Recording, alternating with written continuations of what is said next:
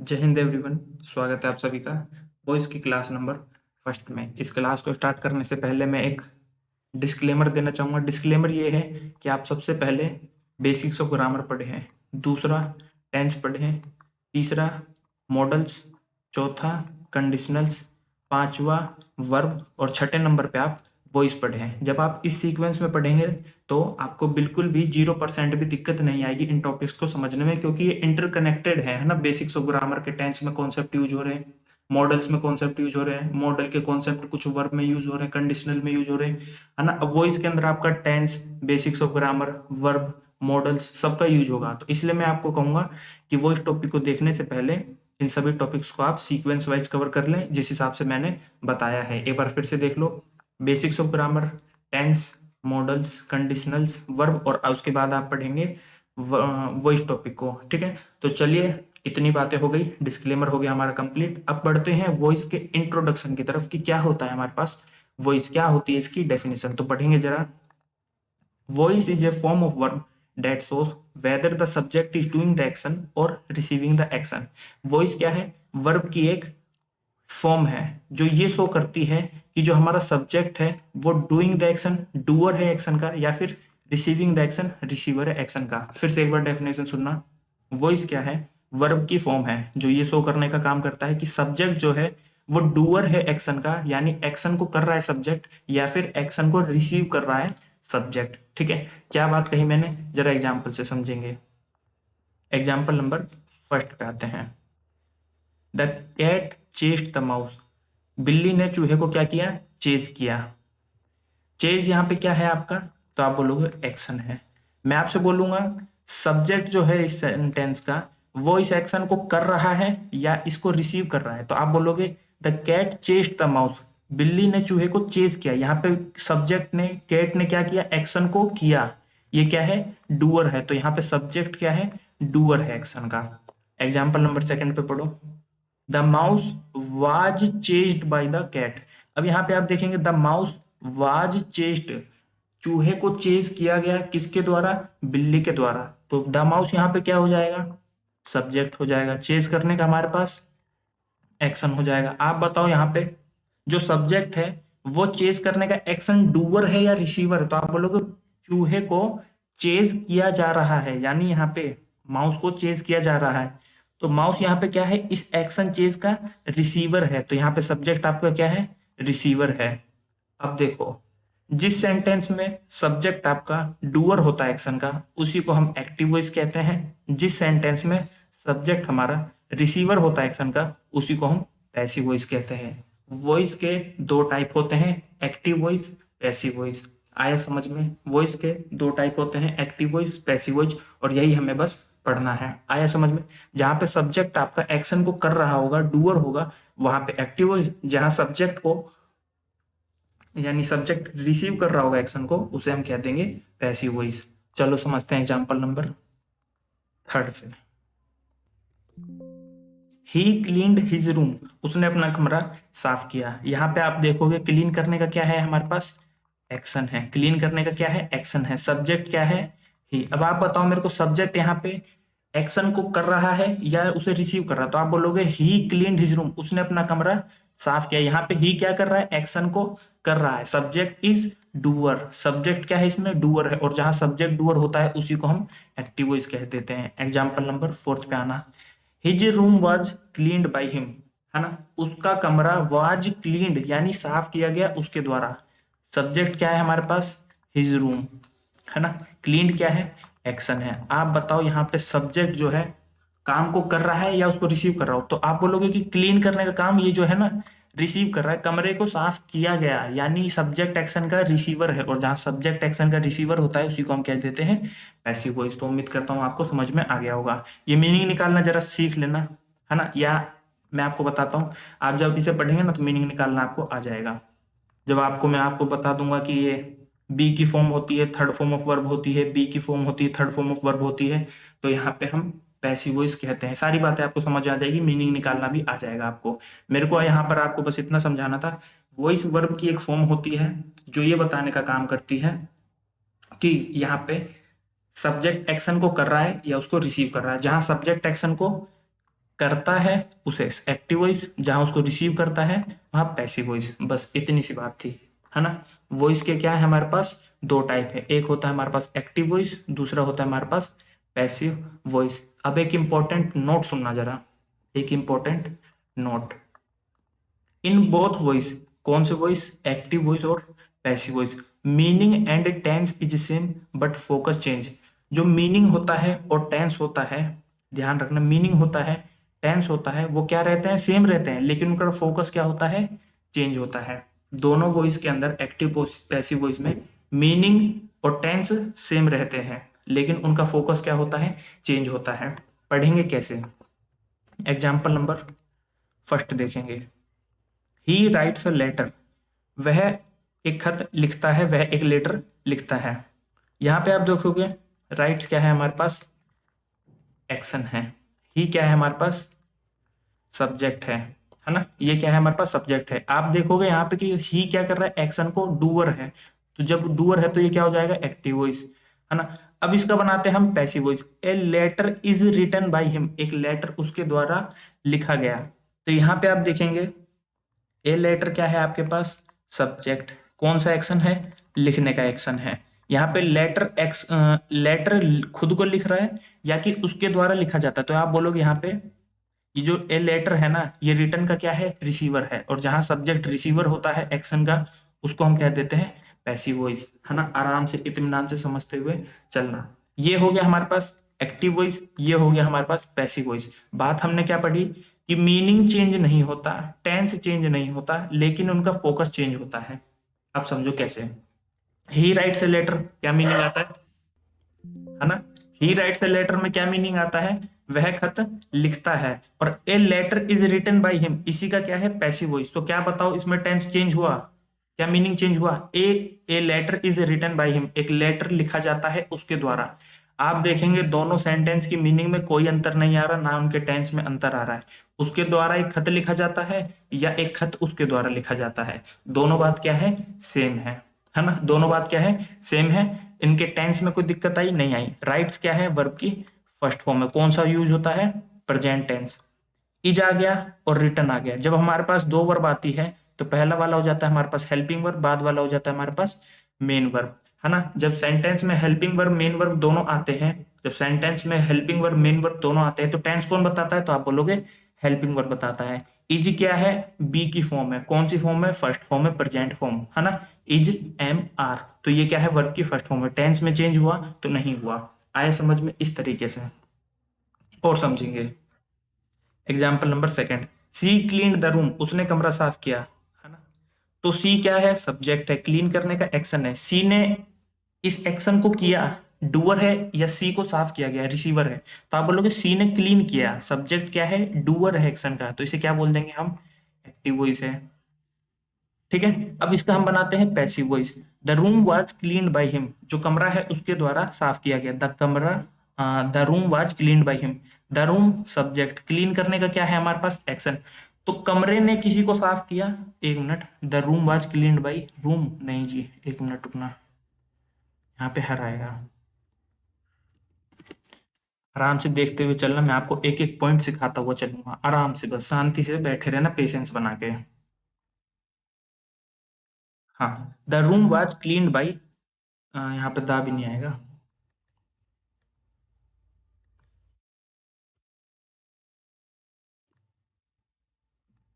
The room was cleaned by हर।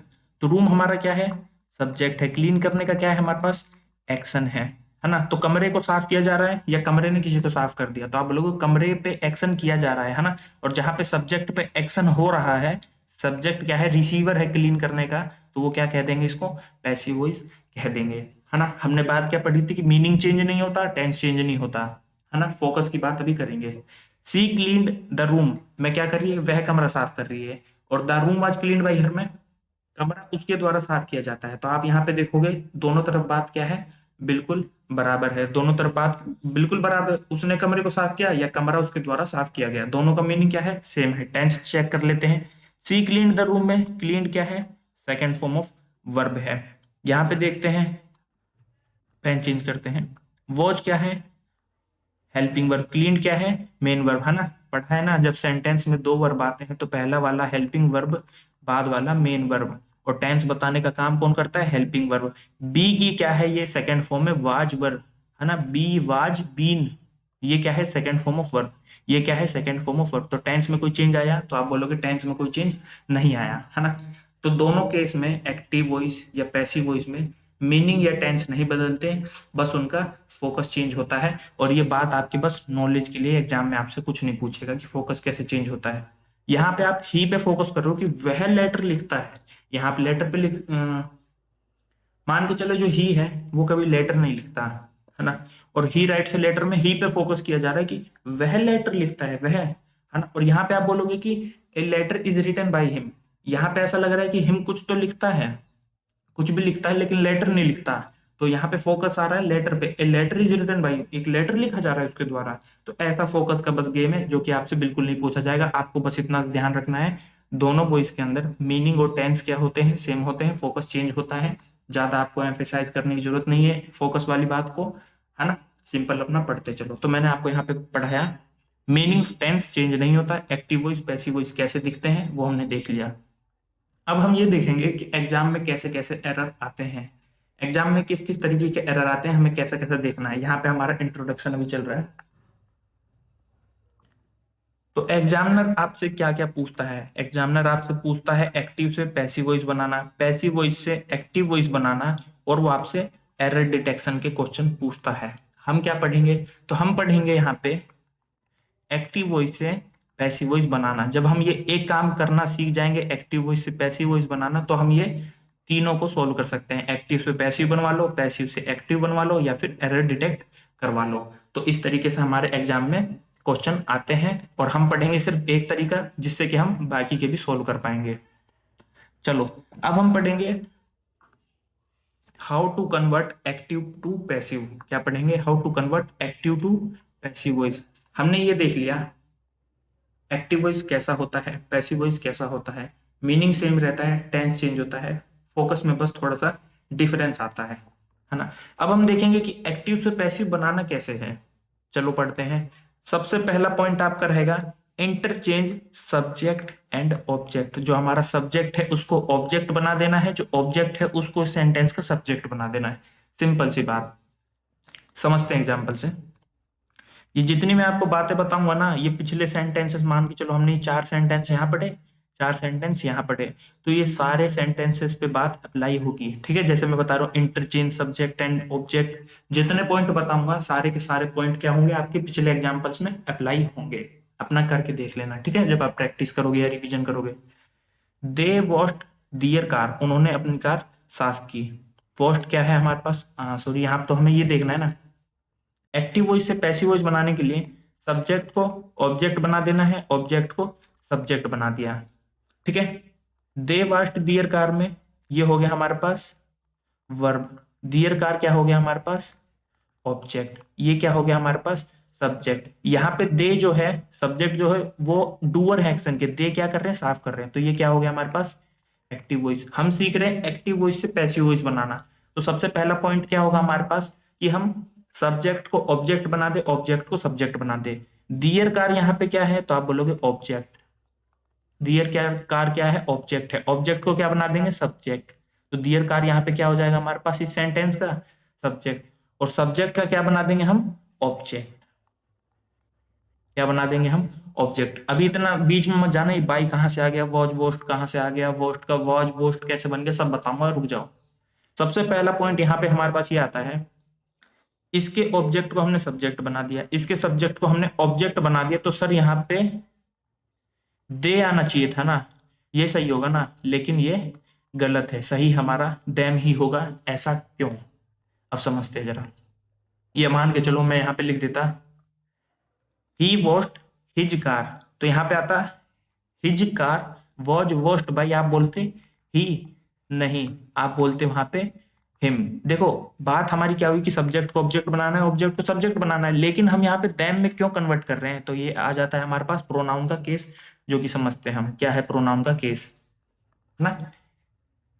नियम के हिसाब से यहाँ पे दे होना चाहिए था, लेकिन देम क्यों हुआ? तो ये है प्रोनाउन का थोड़ा केस, उसको समझ लेते हैं, उसके बाद ये आपका डाउट क्लियर हो जाएगा।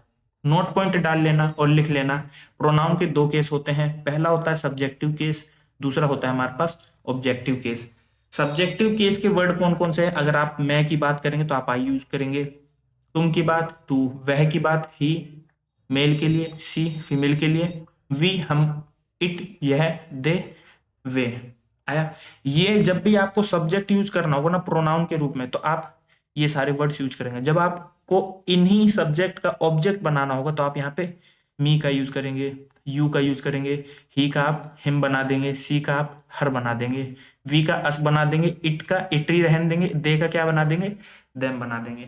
ठीक है, इतना समझ में आ गया? प्रोनाउन के दो केस होते हैं, सब्जेक्टिव केस, दूसरा होता है हमारे पास ऑब्जेक्टिव केस, है ना। सब्जेक्टिव केस को ऑब्जेक्टिव बनाना है तो आई का मी बना देंगे, यू का यू रहन देंगे, ही का हिम, सी का हर बना देंगे, वी का अस बना देंगे, इट का इट, दे का क्या बना देंगे? देम बना देंगे। अब देखते हैं यहाँ पे जरा नजर मारने पे, इस सेंटेंस को पढ़ने पे हमें यहाँ पे ये दिखा, बाई क्या है हमारे पास? प्रेपोजिशन है। प्रेपोजिशन अपने बाद में क्या लेता है? ऑब्जेक्ट लेता है। ऑब्जेक्ट क्या होता है? या तो नाउन होता है या तो प्रोनाउन होता है। नाउन की बात यहाँ पे नहीं हो रही, बात हो रही है प्रोनाउन की। और प्रोनाउन का हम कौन सा केस लगाएंगे? यहाँ पे ऑब्जेक्टिव केस लगाएंगे। दे का ऑब्जेक्टिव केस क्या है? यहाँ पे हमें क्या किसकी जरूरत है? ऑब्जेक्ट की। तो दे का ऑब्जेक्टिव केस हम यहाँ पे देम यूज करेंगे, इसलिए हमारा देम सही है, दे यहाँ पे गलत हो जाता है। आया समझ में? हम इंटरचेंज तो कर रहे हैं। अब मान के चलो यहाँ पे रहता है सी वॉश्ड हर कार, तो यहाँ हो जाता है हर कार वाज वॉश्ड बाई सी का क्या हो जाता? सी का क्या हो जाता? हर हो जाता, है ना। हमने अभी यही पढ़ा ना कि सी हमारा सब्जेक्टिव केस है, उसका हम हर बना देते जब हमें बात ऑब्जेक्टिव केस की करनी होती। और अगर आपकी बेसिक रीडिंग मजबूत है ना, मतलब आप बेसिक रीडिंग कर लेते हैं, तो इसमें आपको दिक्कत आई नहीं होगी। आप पढ़ते ही बता दी होगी, नहीं भाई यहाँ पे देम ही फिट बैठ रहा है, देम के अलावा अगर हम कुछ लगाते हैं तो वो गलत हो जाएगा। ठीक है, लेकिन इसके पीछे का कॉन्सेप्ट क्या है ये मैंने आपको बता दिया है कि प्रोनाउन का केस आता है सब्जेक्टिव केस और ऑब्जेक्टिव केस। आए समझ में? अब जैसे आप पिछले एग्जांपल्स में भी देखोगे ना, तो यहाँ पे ही राइट्स ए लेटर में ए लेटर को हमने क्या बना दिया? सब्जेक्ट। ही का क्या बना दिया? हिम बना दिया। सी क्लीन्ड द रूम में द रूम को क्या बना दिया? ऑब्जेक्ट का सब्जेक्ट बना दिया। सी का क्या बना दिया? ऑब्जेक्ट बना दिया, लेकिन ऑब्जेक्टिव केस। आया समझ में? इस तरीके से चीजें चल रही हैं। चलो नेक्स्ट पे आते हैं। पहला पॉइंट हो गया क्लियर कि सब्जेक्ट को ऑब्जेक्ट बना देंगे, ऑब्जेक्ट को सब्जेक्ट बना देंगे। उनमें क्या दिक्कत आती है थी प्रोनाउन की, वो भी हम समझ चुके हैं। अब हम पढ़ेंगे सेकंड पॉइंट। दूसरा क्या स्टेप है हमारा एक्टिव वॉइस को पैसिव वॉइस में बदलने का? देखना जरा। Introduce a new term B plus verb की third form at the place of main verb. जब आप एक्टिव वॉइस से पैसिव वॉइस में सेंटेंस को कन्वर्ट करते हैं तो आपका जो मेन वर्ब है ना, उसकी जगह आप लगाते हैं बी प्लस वर्ब की third form of verb. Be plus verb की थर्ड फॉर्म ऑफ वर्ब की थर्ड फॉर्म ऑफ वर्ब में एक्स्ट्रा बोल रहा था। ठीक है, बी प्लस वर्ब की थर्ड फॉर्म को आप इंट्रोड्यूस करोगे, लगाओगे मेन वर्ब की जगह, है ना। अब ये वाली सारी बात आपके पिछले सारे सेंटेंसेस में अप्लाई हो रही होगी। एग्जाम्पल नंबर फर्स्ट पढ़ो। आई वॉश्ड माई क्लोथ्स, मैंने अपने कपड़े धोए। सबसे पहला स्टेप आप करोगे washed verb, I subject, my clothes object. My clothes object का क्या बना दोगे? सब्जेक्ट बना दोगे। इसका क्या बना दोगे? सब्जेक्ट का ऑब्जेक्ट बना दोगे। ठीक है, और यहां पे आप क्या करोगे? बचा क्या हमारे पास? जब सेंटेंस में सिर्फ एक वर्ब होता है तो वो क्या होता है? मेन वर्ब होता है। तो मेन वर्ब की जगह आपको बीच में क्या एक इंट्रोड्यूस करना है, एक न्यू टर्म इंट्रोड्यूस करना है बी प्लस में वर्ब की थर्ड फॉर्म ऑफ वर्ब। अभी बी की फॉर्म पता है क्या है? अकॉर्डिंग टू टेंस चलेगी, है ना। मान के चलो यहाँ सेकेंड फॉर्म ऑफ वर्ब है, तो यहाँ पे आप second form of verb use करेंगे। बी की कौन कौन सी फॉर्म होती है? Present, is, am, are. ये क्या है? सारी वर्ब की first form of verb. Basics of grammar में सब कुछ पढ़ाया गया है। Second form of verb was आ जाता है, वर आ जाता है। थर्ड फॉर्म ऑफ वर्ब आपका आ जाता है बीन, है ना। तो ये अकॉर्डिंग टू टेंस चलेगा। मान के चलो यहाँ पे सेकंड फॉर्म ऑफ वर्ब है, तो यहाँ पे आप इज एम आर नहीं लगा सकते, या तो आप वॉज लगाएंगे या तो आप वर लगाएंगे, वो आप सब्जेक्ट के अकॉर्डिंग लगाएंगे। और ये वर्ब की थर्ड फॉर्म तो आपको वॉज की लगानी है। वॉज की थर्ड फॉर्म ऑफ वर्ब क्या होती है? वॉश्ड होती है। तो देखना सेंटेंस जरा हमारा कैसा बनता है। देखो यहाँ पे लिखा भी है नोट पॉइंट डाल के, बी जो है ना वो अकॉर्डिंग टू टेंस चलेगा। माई क्लोथ्स ऑब्जेक्ट का सब्जेक्ट बना दिया, है ना, और क्या कहते हैं, ऑब्जेक्ट का सब्जेक्ट का क्या बना दिया, ऑब्जेक्ट बना दिया। लेकिन यहाँ पे प्रेपोजिशन बाई आ रहा था, तो प्रेपोजिशन बाई की जगह हमने क्या लगा दिया, प्रेपोजिशन बाई के बगल में हमने क्या लगा दिया, प्रोनाउन का ऑब्जेक्टिव केस, है ना। यहाँ पे हमने आई लिख रखा था, तो हम इसका क्या बना देंगे, ऑब्जेक्टिव केस बनाएंगे, है ना। अब जो बी प्लस वर्ब की थर्ड फॉर्म है, थर्ड फॉर्म ऑफ वर्ब तो ठीक है, लेकिन बी की क्या आई है, second form of verb I. अब आप देखना जरा, आ रहा है ना समझ में, है ना। ऑब्जेक्ट का सब्जेक्ट बना दिया, सब्जेक्ट का ऑब्जेक्ट बना दिया, बाय प्रेपोजिशन है वो अपने बाद में ऑब्जेक्ट लेता है, तो ऑब्जेक्टिव केस लगाया यहाँ पे, आया समझ में। अब बात आती है हमारे पास बी प्लस वर्ब की थर्ड फॉर्म ऑफ वर्ब की, वॉस का third form of verb worst होता है, ठीक है। अब ये रहा हमारे पास हेल्पिंग वर्ब, ये रहा हमारे पास मेन वर्ब। इस सेंटेंस में आप देखेंगे, कहाँ गया, इस वाले सेंटेंस में आपका टेंस वॉस्ट बता रहा था, जो कि सेकंड फॉर्म ऑफ वर्ब था, क्योंकि यहाँ पे सिर्फ और सिर्फ एक वर्ब था। अब यहाँ पे दो वर्ब आ चुके हैं, एक हेल्पिंग वर्ब हो जाएगा, एक मेन वर्ब हो जाएगा। अब टेंस कौन बताएगा, तो टेंस बताएगा आपका हेल्पिंग वर्ब, और हेल्पिंग वर्ब क्या है, ये सेकेंड फॉर्म ऑफ वर्ब है, यानी टेंस चेंज नहीं हुआ। आए समझ में। एक और एग्जाम्पल ले लेते हैं इसी का, समझेंगे जरा। रूमी किल्ड रोशनी, रूमी ने रोशनी को मारा। अच्छा एक बात और बताना चाहूंगा आपको, माई क्लोथ्स आपका क्या है, प्लूरल है, तो यहाँ पे वॉच की जगह आप किसका यूज करेंगे, वर का यूज करेंगे। आया समझ में, यहाँ पे आप वर का यूज करेंगे, है ना। ये अब सब्जेक्ट के अकॉर्डिंग चलेगा ना, इस तरीके से आपको चीजों को चेंज करते हुए चलना है। रूमी किल्ड रोशनी, रूमी ने रोशनी को मार दिया, सब्जेक्ट ऑब्जेक्ट वर्ब, रोशनी ऑब्जेक्ट थी, यहाँ सब्जेक्ट बना दी, रूमी क्या थी, सब्जेक्ट थी, यहाँ पे क्या बना दिया, ऑब्जेक्ट बना दिया। अब नाउन है, नाउन का subjective case objective case same ही होता है ना, नाम है किसी का बदल थोड़ी सकते हैं सब्जेक्टिव ऑब्जेक्टिव के लिए, ठीक है। तो ये प्रेपोजिशन के बाद आपका ऑब्जेक्टिव केस में नाउन चलेगा। अब बचता है हमारे पास वर्ब, कौन सा वर्ब है, तो आप बोलोगे सर ये मेन वर्ब है। मेन वर्ब को किससे रिप्लेस करना है, एक न्यू टर्म से, बी प्लस में वर्ब की third form of verb. Be क्या, अकॉर्डिंग टू टेंस चलेगा, अकॉर्डिंग टू टेंस बोले तो ये वर्ब की सेकंड फॉर्म है, तो इसको वर्ब की सेकंड फॉर्म होना पड़ेगा। बी की सेकंड फॉर्म ऑफ वर्ब कौन कौन सा होता है, एक तो सर वॉज होता है, एक हमारे पास वर्ब होता है। मैं कौन सा लगाऊं, तो रोशनी क्या है, सिंगुलर, इसके बाद में क्या आएगा, वॉज आएगा। थर्ड फॉर्म ऑफ वर्ब कौन सा है, किल, किल किल्ड किल्ड। आपका पूरा पैसिव वॉइस क्या बनेगा, रोशनी वॉज किल्ड बाय रूमी। अच्छा यहाँ पे देखना है, बाय आप प्रेपोजिशन लगा रहे हैं क्योंकि ये काम इसके द्वारा किया गया। पैसिव वॉइस में हम ये प्रेपोजिशन का यूज करते हैं जिससे कि हम सेंटेंस को कंप्लीट कर सके। देखो रोशनी वाज किल्ड, रोशनी मारी गई बाय रूमी, रूमी के द्वारा, तो प्रेपोजिशन प्लस में आपका ये नाउन क्या कर रहा है, एक्स्ट्रा इंफॉर्मेशन देने का काम कर रहा है। आया समझ में, ठीक है। तो इस तरीके से हमने देखा किस तरीके से एक्टिव वॉइस को पैसिव वॉइस में कन्वर्ट करते हैं। दो पॉइंट देखे, सब्जेक्ट को ऑब्जेक्ट, ऑब्जेक्ट को सब्जेक्ट बना दो। दूसरा पॉइंट हमने देखा मेन वर्ब की जगह एक नया टर्म इंट्रोड्यूस करो बी प्लस में थर्ड फॉर्म ऑफ वर्ब।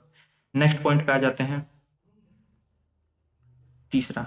अच्छा एक बात बताऊं आपको, ये जो बाई रूमी है ना, ये रूमी है, तो इसको पता क्या कहेंगे, डूअर कहेंगे, क्योंकि यही तो काम कर रही है, इसने ही तो रोशनी को मारा, तो इसको क्या कहते हैं, डूअर कहते हैं या एजेंट कहते हैं।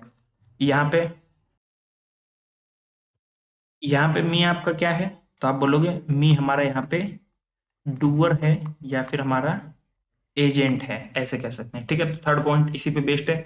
डूअर जिसे हम एजेंट के नाम से जानते हैं, can be hidden when it is understood, जब ये हमें को पता हो कि कौन हो सकता है। मान के चलो वह मुझे इंग्लिश पढ़ाता है, तो वह क्या है, वो है टीचर है, सीधी सी बात है। तो ये हमारे लिए क्या है, जब हम ऐसा कुछ पैसिव वॉइस बनाएंगे तो हम बाई टीचर नहीं लिखेंगे, किसी ने मेरा पर्स चुरा लिया, तो वहां पे वो क्या हो गया, थिफ हो गया, तो चुराने का काम किसने करा, थिफ में, ये क्या है, अंडरस्टूड है, तो हम वहां पे बाई जमा में थिफ वो कर सकते हैं, उसको हिडन कर सकते हैं। एग्जाम्पल से समझो, a teacher teaches us English here, एक टीचर हमें यहाँ पे इंग्लिश पढ़ाता है, ठीक है। अब देखना यहाँ पे अस अ टीचर, ये रहा हमारे पास सब्जेक्ट, ये रहा हमारे पास ऑब्जेक्ट, ये हो गया हमारे पास एक्स्ट्रा डिटेल, ठीक है, यहाँ पढ़ाता है। ऑब्जेक्ट का सब्जेक्ट बना दिया। अब प्रोनाउन का यहाँ पे हमें सब्जेक्टिव केस चाहिए होगा, तो अस का सब्जेक्टिव केस क्या होता है? वी होता है। देखो लिस्ट में अस का क्या होता है, कहा गया, हाँ ये रहा, अस का हमारे पास वी होता है subjective case. We main verb की जगह हमने क्या करा, एक नई टर्म इंट्रोड्यूस करी, बी प्लस में वर्ब की थर्ड फॉर्म ऑफ वर्ब, उसके बाद में सब्जेक्ट, एक मिनट रुकना, कुछ मिस्टेक कर दी क्या? नहीं नहीं, कोई मिस्टेक नहीं है। हमें यहाँ पे, अब देखो इंग्लिश पढ़ाने का काम है वो कौन करेगा? एक टीचर ही करेगा, तो ये बात हमारी अंडरस्टूड है, इसलिए हमने इसको ब्रैकेट में लास्ट में रख दिया। वी आर टॉट, हमें पढ़ाया जाता है इंग्लिश हेयर, यहाँ इंग्लिश पढ़ाया जाता है, किसके द्वारा पढ़ाया जाएगा? तो टीचर के द्वारा पढ़ाया जाएगा, तो इसे हम हटा भी सकते हैं। यहाँ पे अगर मैं इतना लिखूं ना इसका पैसिव वॉइस बना के, we are taught English here, तो भी हमारा सही होगा सेंटेंस। ठीक इसी तरीके से समवन स्टोल माई फोन, किसी ने मेरा फोन चुरा लिया, है ना, किसी ने मेरा फोन चुरा लिया, तो माई फोन सब्जेक्ट बना दिया, स्टोल की जगह वाज स्टोलन, है ना, आ रहा है ना समझ में? ये सेकंड फॉर्म ऑफ वर्ब है, तो बी की क्या चाहिए? ये हेल्पिंग वर्ब, ये मेन वर्ब, है ना। हेल्पिंग वर्ब क्या करेगा? टेंस बताएगा, तो ये सेकंड फॉर्म ऑफ वर्ब चाहिए इसको। बी की सेकंड फॉर्म ऑफ वर्ब क्या होती है? बी प्लस वर्ब की थर्ड फॉर्म इंट्रोड्यूस करा, तो बी की सेकंड फॉर्म क्या होती है? वॉज या फिर वर्ब। माई फोन सिंगुलर है इसलिए यहाँ पे हमने वॉज का यूज किया। उसके बाद third form of verb steal, stole, stolen, ये क्या है? Third form of verb. Be plus में थर्ड फॉर्म ऑफ वर्ब आ गया, मेरा फोन वाज स्टोलन, चुरा लिया गया, बाई समवन, भाई किसी के द्वारा ही तो चुराया जाएगा, तो इसको बाई समवन को क्या कर दिया हमने? हिडन कर दिया, बस इतनी सी बात थी। अब हम पढ़ेंगे टेंस और वॉइस, इसी तरीके से हम पढ़ेंगे मॉडल एंड वॉइस, उसके बाद हम पढ़ेंगे वर्ब एंड वॉइस, है ना। ये तीन पोर्शन पढ़ेंगे। आज हमने क्या क्या देखा? वॉइस क्या होता है, एक्टिव वॉइस को पैसिव वॉइस में कैसे कन्वर्ट किया जाता है, ठीक है। जो इसके तीन फंडामेंटल रूल है वो मैं आपको पढ़ा दिया हूं, है ना। और कल हम पढ़ेंगे टाइम, टेंस एंड वॉइस, है ना, कि एक्टिव वॉइस में 12 तरह के टेंस होते हैं, लेकिन पैसिव वॉइस में सिर्फ 8 तरीके के टेंस होते हैं, ऐसा क्यों, ये भी जानेंगे। और कौन कौन से होते हैं, कैसे बनते हैं, सब कुछ देखेंगे। टेंस का आप रिवीजन करके आ जाना, जो मैं आपको फॉर्मेट पढ़ाया था ना उसका बेसिक बेसिक रिवीजन करके आ जाना, ठीक है। तो उम्मीद करता हूँ आज की क्लास आपको अच्छी लगी होगी। अगर क्लास अच्छी लगी तो एक कमेंट करके जरूर जाए कि हाँ मुझे अच्छा समझ आया। धन्यवाद।